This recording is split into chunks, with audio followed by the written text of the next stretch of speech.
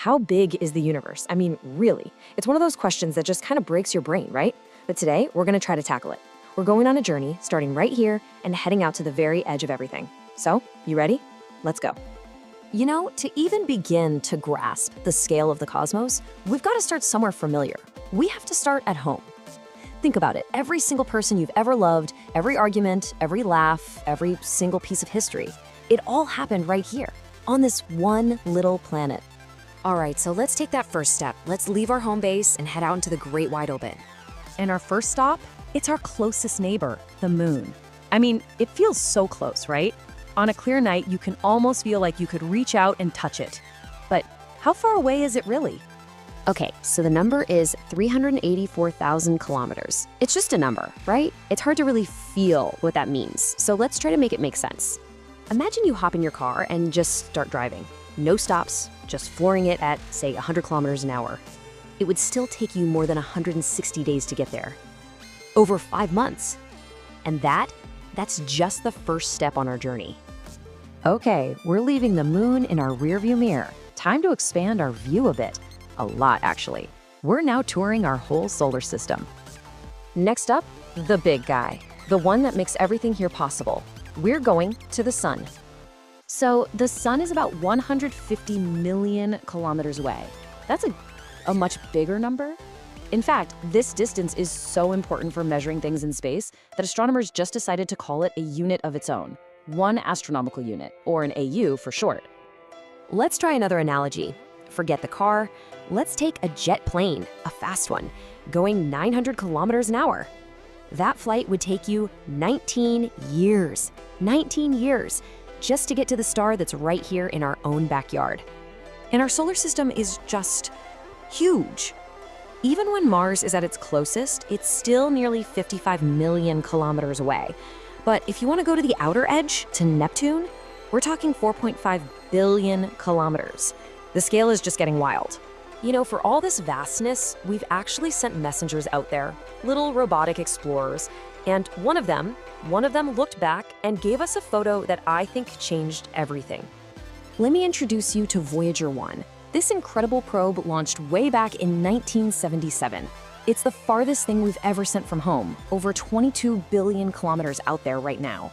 But back in 1990, before it left the solar system for good, it did something really special. The great astronomer Carl Sagan had an idea. He asked NASA to turn Voyager's camera around one last time and take a picture of Earth from 6 billion kilometers away. And in that photo, Earth was nothing.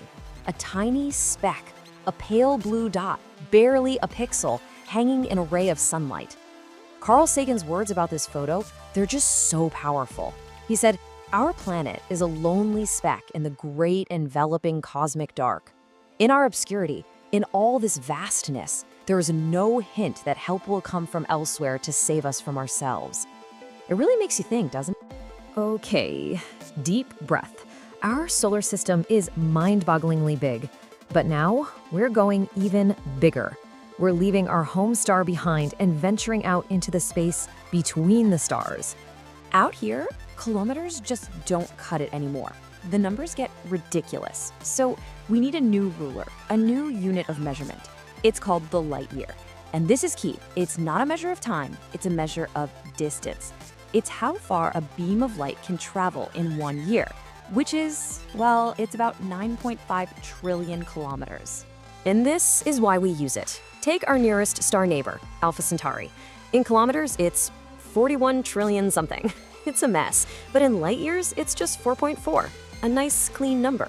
Now, that's still an insane distance. Our Voyager probe would take over 70,000 years to get there, but at least the number is easier to say.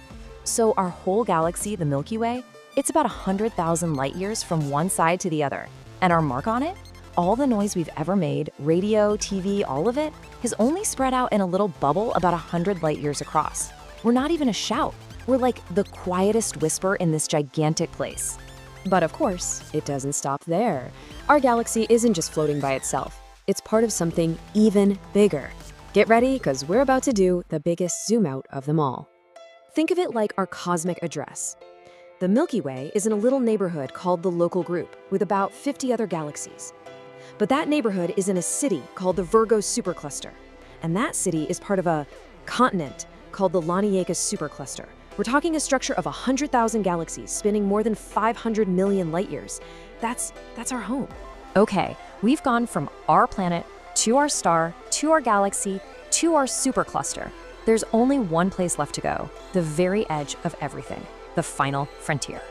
The observable universe, that's the bubble of space that we can actually see from here, is 93 billion light years across. Let that sink in for a second. 93 billion light years. But wait a minute, I know what you're thinking. If the universe is only 13.8 billion years old, how on Earth can it be 93 billion light years wide? Shouldn't the oldest light have only traveled 13.8 billion light years?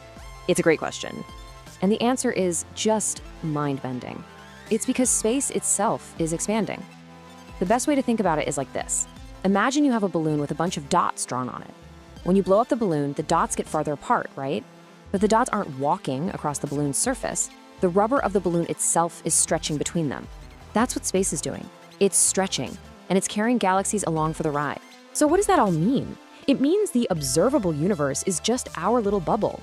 It's the part of the cosmos whose light has had enough time to reach us since the Big Bang. But beyond that edge, the universe almost certainly just keeps going, maybe forever.